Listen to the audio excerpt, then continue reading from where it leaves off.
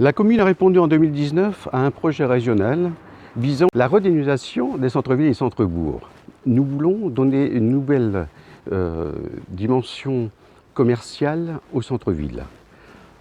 Pour cela, ça passe par la réhabilitation de l'ancienne résidence de cette fontaine en halle marchande, l'acquisition d'une habitation au 44 des Remplaces pour l'implantation d'un commerce, la réactivation de l'union commerciale et artisanale pour une nouvelle dynamique, l'amélioration de l'accessibilité du centre-ville par une meilleure organisation et gestion du stationnement.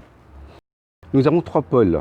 Le pôle administratif, place Ricoire, mairie, centre social, le pôle de la Grand Place et le pôle Saint-Pierre.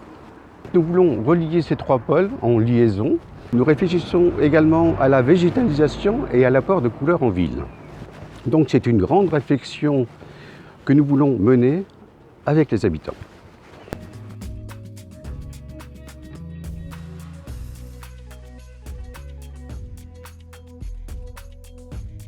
Cette démarche de concertation s'intègre dans une logique de démocratie participative que nous avons initiée dans la ville de Steenvoorde depuis quelques années.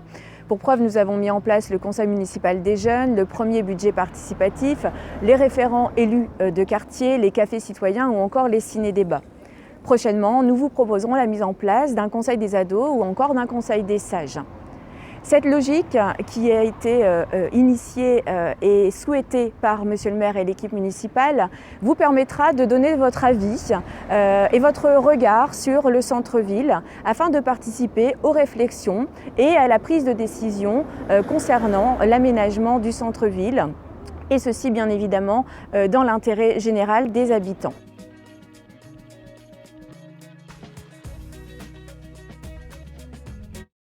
Donc l'objectif de cette première étape de la démarche de participation, c'est de construire un diagnostic partagé en mobilisant vos 5 sens pour nous faire part de votre ressenti de l'espace public, de votre environnement quand vous utilisez le centre-ville. Donc 2 options s'offrent à vous, le baluchon sensoriel sur une semaine ou la balade urbaine sensorielle sur une matinée.